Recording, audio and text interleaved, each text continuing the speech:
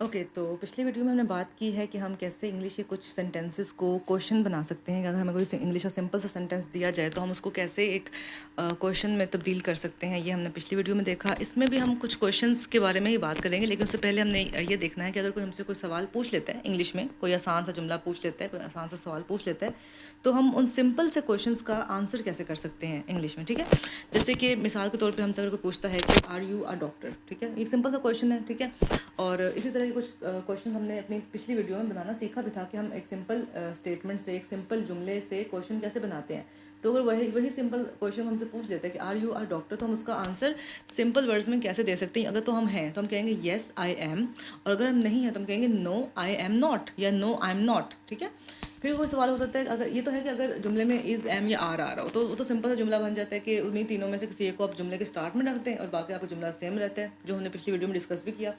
और इसके अलावा अगर हमारे जुमले में डू या डज आ रहा है तो उसमें भी बाकी सारे सेंटेंस सेम रहते हैं, हमने बस डू और डज को जुमले के शुरू में ले आना होता है। ठीक है, तो ये पुरानी चीज़ें सारी। तो अगर हमसे ये पूछे कि do you work in an office, ठीक है, क्या तुम एक ऑफिस में काम करते हो, तो आप क्या कह सकते हैं, येस आई डू या नो आई डोंट।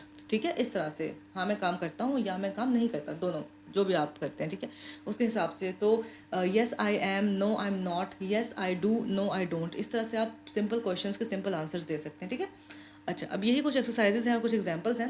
जैसे अगर कोई ये पूछे किसी से कि डज ही लिव हेयर, क्या वो यहाँ रहता है, तो अगर वो रहता है तो हमने क्या बोलना है, येस ही डज। ठीक है, जो हेल्पिंग वर्ब क्वेश्चन में यूज़ हो रहा है वही हेल्पिंग वर्ब आपने आंसर में भी यूज़ करना है। अगर क्वेश्चन में यूज़ हो रहा है कि डज ही लिव हेयर, तो आपने आंसर में भी क्या बोलना है, येस ही डज।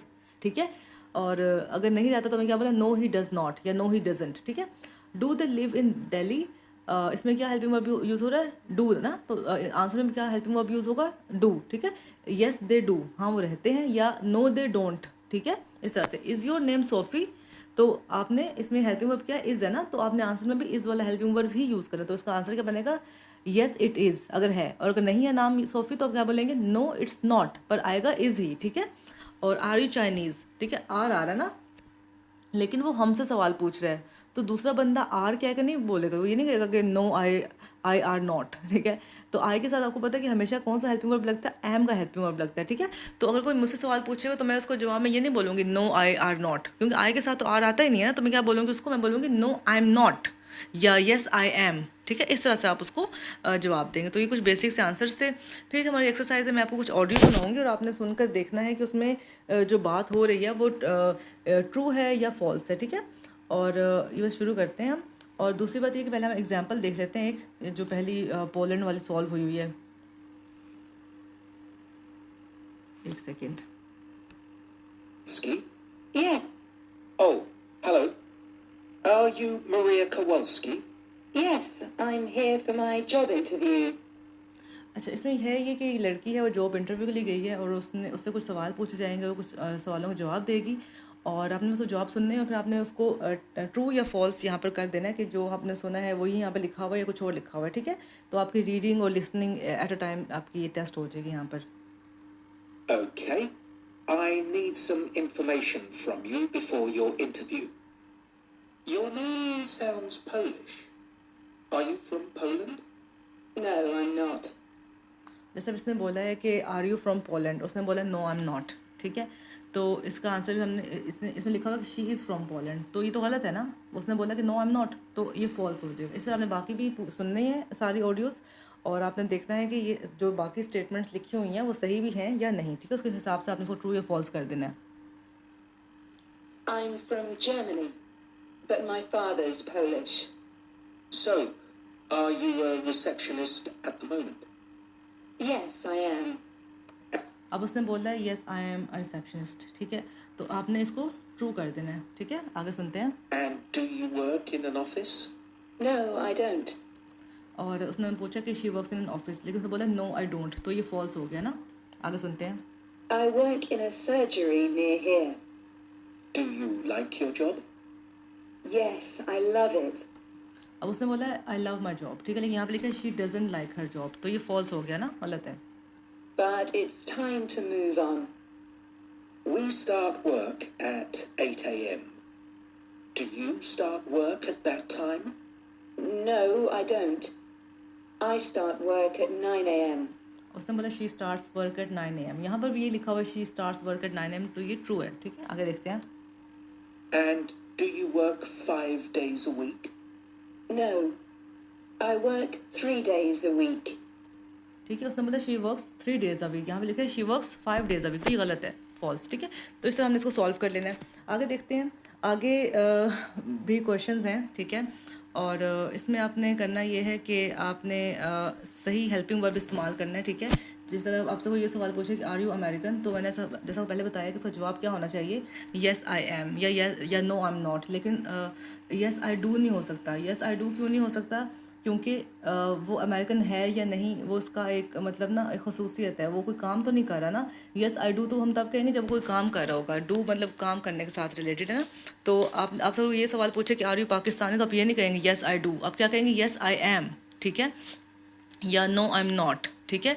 तो आई एम के साथ तो अगर आपसे कोई पूछे आप हैं या नहीं, तो आपने आई एम लगाना है, येस आई एम या नो आई एम नॉट। आपने डू नहीं लगाना साथ, क्योंकि डू किसी काम से रिलेटेड है ना। आपसे कोई काम के बारे में तो नहीं पूछ रहा, आपसे कोई ये तो नहीं पूछ रहा कि आप यहाँ रहते हो या वहाँ रहते हो या ये करते हो या वो करते हो, तब आप डू यूज़ करेंगे, ठीक है। लेकिन यहाँ पर आपसे पूछा जा रहा है कि आप ये हैं या नहीं हैं, पाकिस्तानी हैं या अमेरिकन हैं या है या नहीं है, ठीक है। तो वहाँ पर आपने येस आई एम या नो आई एम नॉट इस तरह से यूज़ करना है।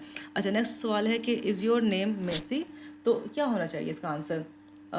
नो इट्स नॉट होना चाहिए या नो इट डजंट होना चाहिए? नाम पूछ रहे हैं, नाम तो कोई खसूसियत है, नाम कोई काम तो नहीं है, तो होना चाहिए नो इट इज़ंट या नो इट्स नॉट, दोनों ठीक है, ठीक है। फिर है कि इज़ दिस योर लैपटॉप, तो इसका क्या होना चाहिए, येस इट इज़ या yes it does. It does तो मतलब ये ना कोई काम कर रहा है, ठीक है। येस इट इज़, इसका सही आंसर क्या होगा, येस इट इज़, कि मेरा ही लैपटॉप है। आगे देखते हैं।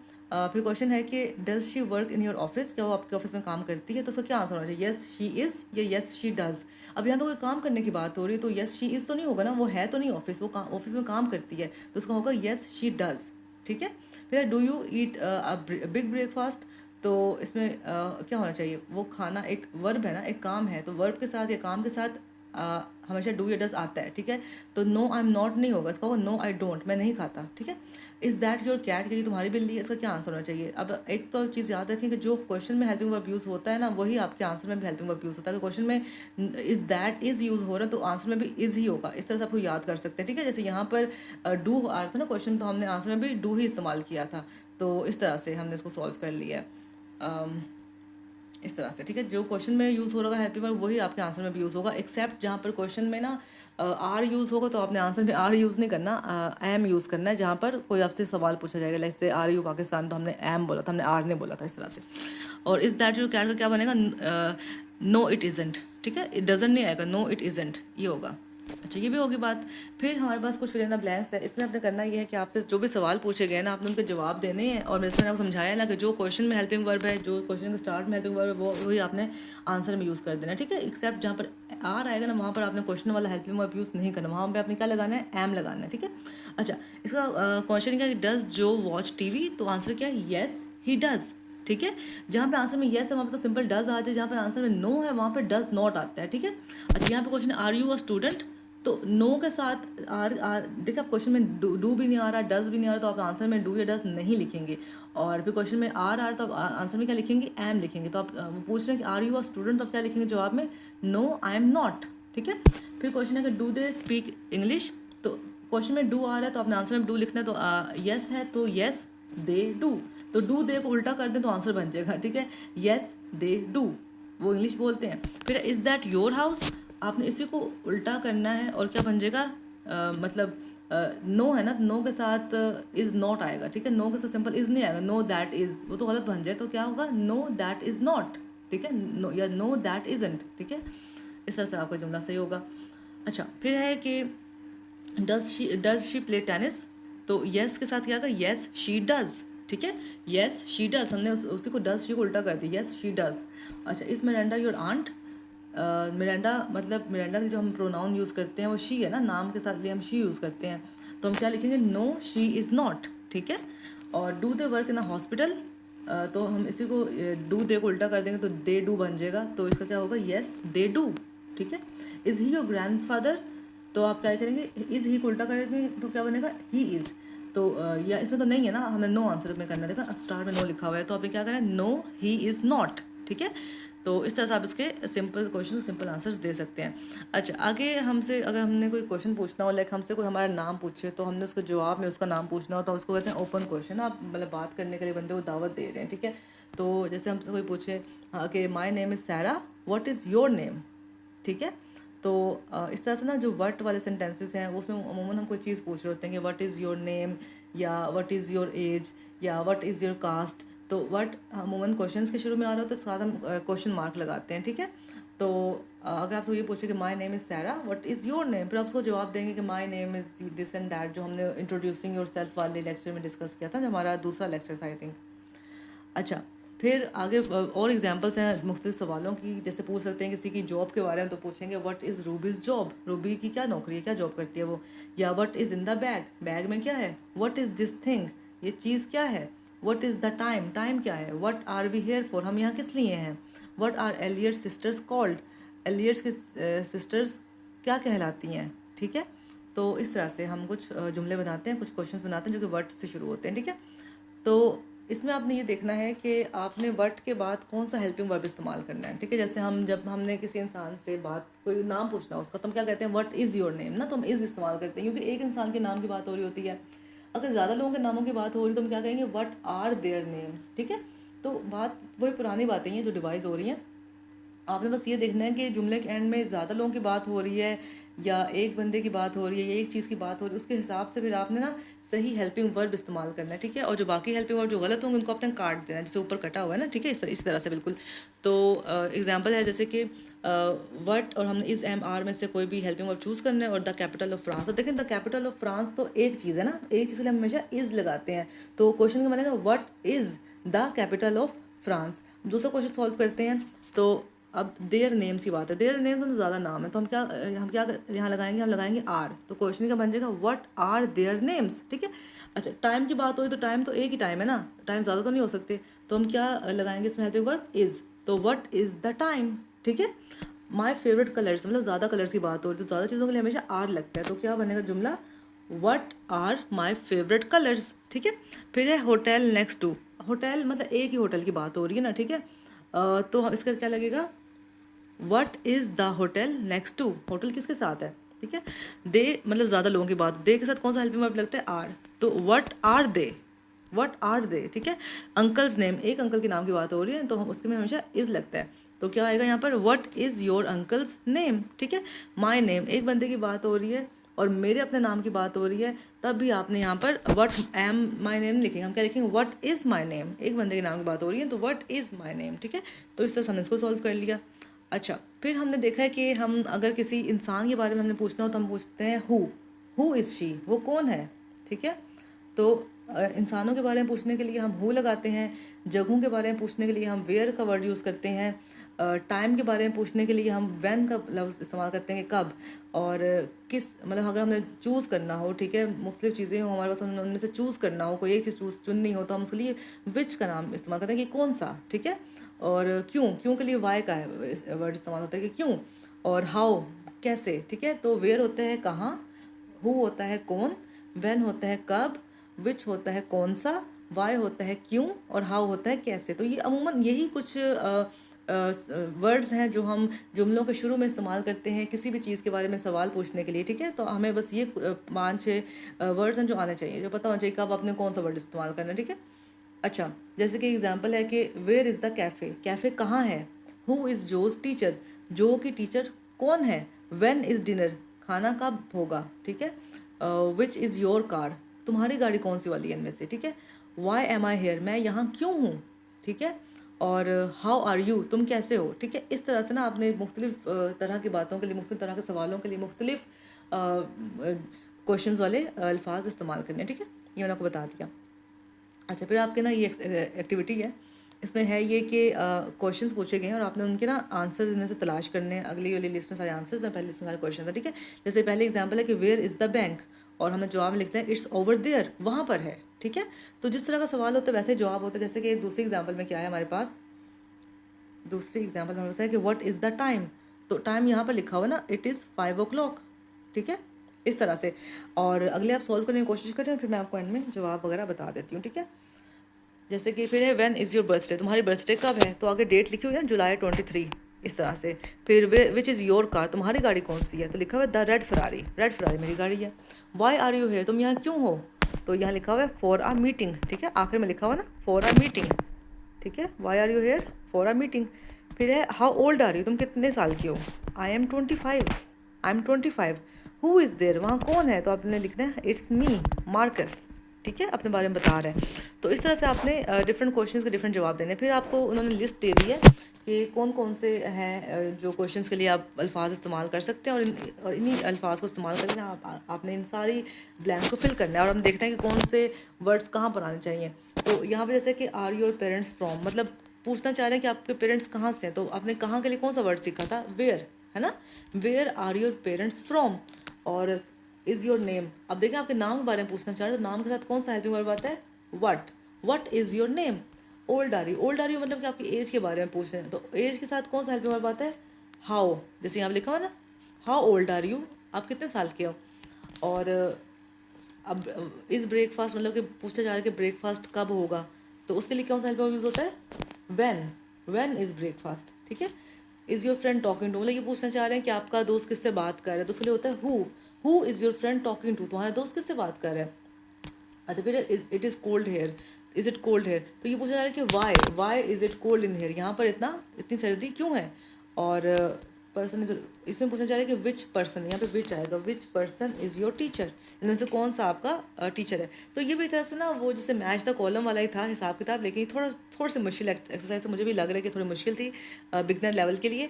लेकिन आपको सही बताना चाहिए कि जब आप पूछना हो कि आप कहाँ से हो तो वेयर लगता है, जब पूछना चाहिए आप कितने साल के तो हाउ ओल्ड आर यू लगता है, जब पूछना चाहिए कि कब कोई काम हो तो व्हेन लगता है, जहाँ पूछना चाहिए कि वो किससे बात कर रहा है या किसकी बात हो तो हु लगता है, जब कोई क्वेश्चन पूछा जाए या क्यों का क्वेश्चन पूछा है तो हम वाई लगाते हैं, जब इनमें से दो तीन लोग हों या दो तीन चीज़ें हों उनमें से आपने किसी एक चीज़ के बारे में पूछना हो तो विच का लफ्ज़ इस्तेमाल करते हैं, ठीक है। तो ये बस कुछ बेसिक से चीज़ें वो पता होनी चाहिए। जैसे अभी एग्जांपल दी गई है कि when do you eat lunch, ठीक है। तो हमेशा जो सवाल होता है ना वो when, why, what, where, how, इन्हीं से शुरू होता है, ठीक है। सवाल हमेशा इन्हीं वर्ड से शुरू होता है, और उसके बाद फिर आपका हेल्पिंग वर्ब आता है, जैसे डू आ सकता है ना, डू भी हेल्पिंग वर्ब है, तो डू आ गया या आर आ गया या हैज़ आ गया, ये सारे हेल्पिंग वर्ब फिर वो आते हैं। फिर आपका सब्जेक्ट आता है काम करने वाला, उसके बाद आता है ऑब्जेक्ट। तो ये हमारा ना एक सेंटेंस का स्ट्रक्चर है, ठीक है। जैसे सबसे पहले आएगा क्वेश्चन वाला वर्ड जैसे व्हेन है, फिर आएगा डू या डज या कोई भी हेल्पिंग वर्ब, फिर आएगा सब्जेक्ट जो कि आई, वी, दे, यू। अच्छा अब आपने ये देखते हैं कि डू के साथ कौन सा सब्जेक्ट आ सकता है, आई, यू, वी, दे, और डज के साथ कौन सा सब्जेक्ट आ सकता है, ही, शी, इट, और आगे जो ऑब्जेक्ट है वो दोनों केसेस में सेम ही रहता है, ठीक है, इस तरह से। अच्छा फिर कुछ एग्जांपल्स हैं कि where do you go swimming, तुम कहाँ स्विमिंग करने जाते हो। व्हेन डज ही, देखें डज के साथ ही के साथ डज आ रहा है, यू के साथ डू आ रहा है, ठीक है, आपने ये एग्जांपल भी देखनी है। तो when does he finish work, वो काम कब ख़त्म करता है। What does she do on the weekend, she के साथ डज आ रहा है, वो अपने वीकेंड पर क्या करती है। Which car do you drive to work, तुम कौन सी गाड़ी चलाकर काम पर जाते हो, ठीक है। तो यू के साथ डू, ही और शी के साथ डज, ठीक है, आपने ये चीज़ें देखनी है। अच्छा फिर ये है कि आपको different fill in the blanks दी हुई हैं, और आपने देखना है कि उसमें डू आना चाहिए या डज आना चाहिए, और मैं आपको समझा दिया कि ही, शी और इट के साथ डज आता है, आई, वी, दे, यू के साथ डू आता है। अब आपने इसको खुद सॉल्व करने की कोशिश करनी है, पर मैं भी आपको जवाब बता देती हूँ कि when does she eat lunch, वो खाना कब खाती है। Where do they live, they के साथ डू आता है, where do they live. Which bag do you want, you है ना, which bag do you want. और where does he come from, he के साथ does, where does he come from, वो कहाँ से आता है। When does the movie end, movie के साथ में ना इट, मूवी एक तरह से एक सिंगुलर चीज़ है ना, ज़्यादा चीज़ें तो नहीं है, तो उसका भी डज जाएगा, when does the movie and, ठीक है, इस तरह से। अच्छा फिर ये है कि आपको आगे पीछे वर्ड्स लिखे हुए हैं और आपने इनको ना करेक्ट ऑर्डर में लिखना है। जैसे मैंने आपको ये बताया कि व्हेन हमेशा शुरू में आता है, फिर हेल्पिंग वर्ब आता है डू या डज, फिर आता है आपका सब्जेक्ट काम करने वाला, फिर आता है आपका वर्ब जो काम किया जा रहा है, और फिर आता है ऑब्जेक्ट जिस पर काम किया जा रहा हो। तो इसको हमने सीधा करके लिखे when do you eat breakfast, तुम नाश्ता कब करते हो। अच्छा नेक्स्ट एग्जाम्पल में कैसे होगा,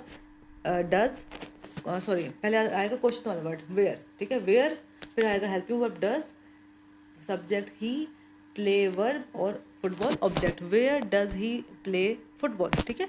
फिर when do you clean the car, तुम गाड़ी कब साफ करते हो। फिर what does what does oh sorry what time does the party start, party किस टाइम शुरू होती है, ठीक है. which days do you play tennis, ठीक है. अब आप ये देख रहे हैं कि जो जिस दिन खेलना हो या जिस टाइम पर खेलना हो, वो बात भी ना जुमले के शुरू में ही आती है. मतलब व्हेन, व्हाट, हाउ, वेयर, ये सब बोलने के बाद आपने फिर उस टाइम का जिक्र करना है जिसके बारे में सवाल किया जा रहा हो कि किस टाइम या किस जगह पर या कहाँ या किसके साथ, वो सब आपने पहले बोलना है. फिर आपने बोलना है हेल्पिंग वर्ब, फिर आएगा सब्जेक्ट और फिर आएगा ऑब्जेक्ट. तो इस तरह से ना आपको सीक्वेंस पता होना चाहिए, फिर आपका सेंटेंस कभी भी गलत नहीं होगा. अच्छा, फिर अगेन मैं आपको एक ऑडियो सुनाऊंगी जिसमें एक स्टूडेंट है जो अपने कॉलेज लाइफ के बारे में, स्टूडेंट लाइफ के बारे में बात करेगा, और आपने देखना है कि कौन से सेंटेंसेस हैं या कौन से इनमें से एग्जांपल्स हैं जो ठीक हैं. जो ठीक होगा आप उसके साथ टिक लगा देना, ठीक है. और पहले हम एग्जांपल सुन लेते हैं और हम देखते हैं कि उसमें सही लगा हुआ है या गलत लगा हुआ है, ठीक है. एक सेकेंड, मैं ये ऑडियो स्टार्ट कर देती हूँ, फिर आप सुनकर तो उसका जवाब पहचान लें, ठीक है. अच्छा जी. Hi, Ben. How are you? I'm fine, thanks, Marie. Are you happy at college? Yes, it's great. How is the food? It's not good. Oh no. Where do you eat dinner? I usually go home. उसने बोला where do you eat dinner, तो इसलिए हमने ना where do you eat dinner को ही tick कर दिया. उसने when do you eat dinner नहीं पूछा, उसने क्या पूछा, where do you eat dinner, तुम खाना कहाँ खाते हो, ठीक है. अब आप बाकी की ऑडियो भी सुने और आपने ना इसको बाकी के जो जुमले उनको ट्रू या फॉल्स कर देना, ठीक है. या सॉरी, ट्रू या फॉल्स नहीं करना, आपने जो जुमला इनमें से सही है, जो सेंटेंस सही है, उसको आपने टिक कर देना है. आगे सुनते हैं. To eat. I like to have dinner with my family. That's nice. Do your classes start early in the morning then? Yes. Too early. They start at 8 a.m. Oh no. When do you eat breakfast? When do you eat breakfast question है तो हमने वो भी टिक कर दिया, ठीक है. I have it at 7 a.m. before class. You must be tired. What do you study, Ben? अब व्हाट डू यू स्टडी का क्वेश्चन आया, हमने वो भी टिक कर दिया है. I study English. The classes are hard and expensive. That's too bad. Do you have a job in town? Yes. Where do you work now? Where do you work, तुम कहाँ काम करते हो, ठीक है. I work at the supermarket 3 days a week. On Mondays, Wednesdays, and Fridays. I work from 2 to 7 p.m. and I go to class in the morning. Oh. That woman in the cafe wants to talk to you. Who is she? अब who is she का question आ गया है, ठीक है. इस तरह से आपने सॉल्व करना है. तो ये कुछ थे, बाकी की ऑडियो भी सुन लेते हैं. Oh, that's Mrs. Donaldson. She's my new professor. Okay. I've got to go now anyway. Nice to see you, Ben. Good to see you too, Marie. Bye. अच्छा, ये बेसिक कन्वर्सेशन थी जो हमने सुन लिया. अच्छा, अगली जो हमारी एक्टिविटीज़ हमने करना ये है कि हमने व्हाट, व्हेन और जैसे ना नीचे सारी एग्जांपल्स दी हुई हैं, what, when, how, where, who, ये सब आपने ना इनमें से सब में देखना है कि कहाँ पर कौन सी एग्जांपल आनी चाहिए, कहाँ पर व्हाट आना चाहिए, कहाँ पर व्हेन, कहाँ पर हाउ, कहाँ पर वेयर, सब आपने यहाँ पे फिल करना है, ठीक है. जैसे आपसे पूछा जाए कि do you work in city, अब सिटी में आपसे पूछा जाएगा ना कि आप कहाँ काम करते हो, तो कहाँ के लिए कौन सा आएगा, वेयर आएगा, where do you work in the city. इसी तरह जो ये है कि do you do for a living, आप कमाने के लिए क्या काम करते हो, तो वर्ट, हम इसमें हमेशा वर्ट याद है, what do you do for a living, तुम कमाने के लिए क्या करते हो, ठीक है. और डू यू स्टार्ट वर्क, अब स्टार्ट वर्क मतलब कि पूछना चाह रहे हैं कि काम शुरू कब करते हो, तो क्या होगा, when do you start work, इसमें व्हेन आ जाएगा, ठीक है. फिर है कि टाइम डज इट ओपन, तो इसमें भी पूछना है कि किस टाइम खुलता है कुछ, तो what time does it open, ठीक है, इसमें व्हाट आ जाएगा. फिर है many people do you work with, तो इसमें पूछना है कि कितने लोगों के साथ तुम काम करते हो, how many people do you work with, ठीक है. फिर है डू यू वर्क विद, इसमें पूछा जाएगा कि who do you work with, ठीक है, तुम किसके साथ काम करते हो, तो इसमें आ जाएगा who do you work with. अभी थोड़ी मुश्किल एक्सरसाइज है मुझे पता है, लेकिन आपको ये पता होना चाहिए कि जहाँ पर आपसे पूछना चाह रहे हैं कि आप काम क्या करते हो तो व्हाट आ जाएगा, और किस टाइम कोई काम कोई जगह खुलती है उसके लिए व्हाट आता है, जहाँ पर पूछना है कि आप कहाँ पर काम करते हो उसके लिए वेयर आता है, किस टाइम काम शुरू करते हो उसके लिए व्हेन आता है, और किसके साथ काम करते हो साथ हु आता है। ठीक है, तो बस ये कुछ चीज़ें जो आपको पता होनी चाहिए। अच्छा, फिर ना एक हमारी एक्सरसाइज है, इसमें ना आपके पास एक ईमेल है, किसी ने ना किसी दूसरे बंदे को एक ईमेल लिखी हुई है, और आपने इस पूरी ईमेल को पढ़ना है और उसके अकॉर्डिंग ना आपने इन सवालों का सही आंसर टिक कर देना कि किसकी बात हो रही है। ठीक है, तो हम मिलकर इसको पढ़ते हैं। ठीक है, मैरी जॉन्स के नाम ईमेल लिखा है और वेकेशन इन स्पेन के बारे में, और लिखा है hi Mary, we are in Spain in a village called Mijas near Torremolinos, जो भी लिखा है। ठीक है, बस एक बता रहे हैं कि विलेज है स्पेन में और उसका नाम मिजाज है। ठीक है, my sister is at work this week so I am here with my brother John. Our hotel is next to some apartments, it's in a complex and has 2 swimming pools and a gym. Breakfast is from 7:30 a.m. until 9 every morning, so I get up at 7 a.m. and have a swim before I eat. John stays in his room and we meet later for breakfast. The restaurant is by the pool and we have our breakfast there every day. There is also dancing at night and there's salsa dancing tonight and tomorrow is flamenco. ठीक है, सी you soon Bernadette. ठीक है, जो भी है। अच्छा, इसको पढ़ के आपको पता चला है कि विच विलेज इज़ बर्नाडेट इन। ठीक है, तो अभी जो विलेज का नाम अभी इस्तेमाल हुआ है वो हमने देखा था कि मिजाज इस्तेमाल था, इसलिए उन्होंने मिजाज को टिक कर दिया। ठीक है, अच्छा, फिर आगे है कि who is Bernadette on vacation with, वो किसके वेकेशन पर गया है, उसने बोला था कि आई am here with my brother. ठीक है, क्योंकि सिस्टर इज़ एट वर्क तो उसमें ब्रदर पे टिक कर देना है। फिर how many swimming pools does the hotel have, तो उसमें 2 स्विमिंग पूल्स है ना, तो 2 पे टिक कर देना है। फिर है at what time does Bernadette get up, वो किस टाइम उठता है, तो वो उठता है 7 AM पे, ऐसे। ठीक है, फिर what does Bernadette do in the morning, उस वक्त टाइम क्या करता है, स्विमिंग करता है ना, अभी हमने पढ़ा है। फिर where does Bernadette have breakfast, breakfast कहाँ करता है वो, बाय द पूल, पूल के पास। ठीक है, क्योंकि रेस्टोरेंट है ना पूल के पास, इसलिए वहाँ पर करता है। फिर है कि when is the flamenco dancing, flamenco dancing कब थी, टू नाइट। ठीक है, टू नाइट, तो इसमें टू नाइट पे। तो इस तरह से हमने ना एक ईमेल पढ़ के या कोई पैराग्राफ पढ़ के भी हमें उसमें पता होना चाहिए कि क्या सवाल पूछा जा रहा है और उसका क्या जवाब दिया जा रहा है। अब इसमें सारे जवाब दिए गए थे और हमने उनके सवाल बाद में पढ़े हैं, और हमने सवालों को पढ़ के उनके जवाब जो इस पैराग्राफ में दिए गए थे उनको हमने पहचान कर जवाब दे दिया सही वाला। ठीक है, तो इसमें क्या है, ये हमारी वही पुरानी एक एक्टिविटी है जिसमें मैं आपको बोलती हूँ कि आपने हर बॉक्स में से एक एक वर्ड चूज़ करना है और आपने टोटल 12 सेंटेंसेस बनाने हैं। पहले एग्जांपल हमने ये देख लिया है कि पहले में से हम वेयर चूज़ किया, दूसरे में से डज, और इसमें से केट, नाम है उसका केट, और play golf, where does Kate play golf. ठीक है, आपको एक और एग्जांपल बता देते हैं, जैसे पहले में हम वैन चूज़ कर लें, when do they go to the gym, वो जिम किस टाइम जाते हैं, when do they go to the gym.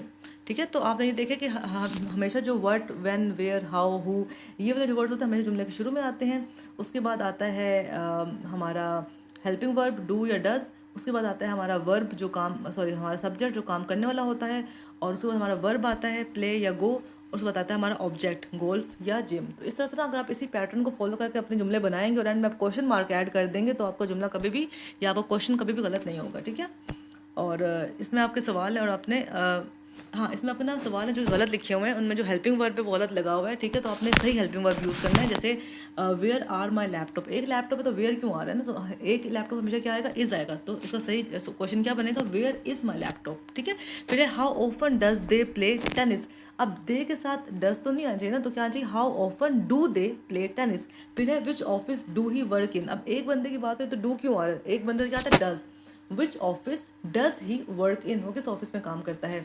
Where are the party, where are the party तो गलत है, क्या होना चाहिए, वेयर इज द पार्टी, एक पार्टी की बात हो रही है। What does you do, you के साथ कभी भी डज नहीं आता, तो क्या सही जवाब, सही क्वेश्चन होगा वेयर या sorry what do you do. ठीक है, व्हाट डू यू डू। ठीक है, तो आपने सही हेल्पिंग वर्ब यूज़ करना है सही सब्जेक्ट के साथ, तो आपका क्वेश्चन सही होगा। अच्छा, फिर एक और एक्टिविटीज़ में आपको जवाब दिया जा चुका है, आपने उसका सवाल बनाना है। ठीक है, और जैसे कि इसमें क्या है, जवाब क्या है कि Russell goes to the gym on Tuesdays, Russell Tuesdays को जिम जाता है, तो उसका सवाल क्या बनेगा, when does Russell go to the gym. ठीक है, वही फॉर्मूला है कि व्हेन लगाया साथ में हेल्पिंग वर्ब, डज लगाया साथ में सब्जेक्ट लगाया रसल, फिर वर्ब है गो, और टू द जिम क्या है ऑब्जेक्ट है, तो इसको हम फॉलो करेंगे। हर कैट इज़ कॉल्ड जिंजर, तो हम क्वेश्चन क्या बनाएंगे, what does her cat called। ठीक है, उसकी बिल्ली क्या कहलाती है, what does her cat called, ठीक है, या what is the name of her cat, कुछ भी बोल सकते हैं कि दोनों ठीक है, what is the name of her cat या what is her cat called, ठीक है, इस तरह से। और थर्ड है कि my English teacher is Mrs Price, तो हम पूछ सकते हैं who is your English teacher, who is your English teacher. फिर है Ben works in a hospital, तो क्वेश्चन क्या बनेगा, वेयर डज बेन वर्क, ठीक है। फिर है my grand mother is fine thanks, तो हम क्या क्वेश्चन पूछेंगे, how is your grand mother, ठीक है, इस तरह से। अच्छा, अब ये हमारा चार्ट है जो हम एक्टिविटीज़ अब तक कंप्लीट कर चुके हैं, जो हमने अब तक लेसन्स पढ़ लिए हैं। जैसे कि मैंने आपको ये बताया था कि आप नेगेटिव सेंटेंसेस कैसे बनाते हैं। आपने खाली एम के साथ या आई के साथ या सॉरी एम के साथ, इस के साथ और आर के साथ आपने खाली नॉट ऐड करना होता है और नॉट लगाकर एक जुमला नेगेटिव हो जाता है। इसी तरह हमने कहा था जो सिंपल सेंटेंसेस वो कैसे नेगेटिव बनते हैं, उसमें हम डज नॉट या डू नॉट लगा देते हैं डिपेंडिंग के, या तो आई वी दे यू है तो हम डू लगाएंगे, अगर तो ही शी और इट है तो हम डज लगाएंगे, ठीक है। फिर सिंपल क्वेश्चन आपने कैसे बनाने होते हैं, आपने जो हेल्पिंग वर्ब है वो जुमले के शुरू में लाकर बाकी जुमला वैसे ही रखते हैं और एंड में आकर क्वेश्चन मार्क लगा दें, तो आप एक जुमला इंग्लिश में बना सकते हैं, सेंटेंस एक क्वेश्चन एक इंग्लिश में बना सकते हैं, ठीक है। फिर शॉर्ट आंसर आपने कैसे देने हैं, yes I am, no I am not, या yes I do, no I don't, इस तरह से आप जुमलों के सिंपल आंसर्स दे सकते हैं, ठीक है। फिर ओपन क्वेश्चन आप what is your name, what, where, how, when, who, ये सब हम चीज़ें इस्तेमाल करके किसी से किसी बारे में भी सवाल पूछ सकते हैं, ठीक है। और आपने व्हेन के साथ डू और डज कब लगाना है वो भी आपको बताना चाहिए कि आई वी दे यू के साथ क्या लगता है, डू लगता है, और ही शी के साथ डज लगता है। तो आपने सेंटेंस को नेगेटिव बनाना हो या आपने सेंटेंस को एक क्वेश्चन बनाना हो, आपने डू हमेशा प्लूरल्स के साथ लगाना है और आपने डज हमेशा सिंगुलर्स के साथ लगाना है, तो आपका जुमला कभी भी गलत नहीं होगा, ठीक है। तो बस ये कुछ बातें थी जो हमने आज डिस्कस की और आई थिंक आज के लिए इतना काफ़ी है। बाकी बातें हम फिर नेक्स्ट वीडियो में देखते हैं इंशाल्लाह। अल्लाह हाफिज़, अपना ख्याल रखें।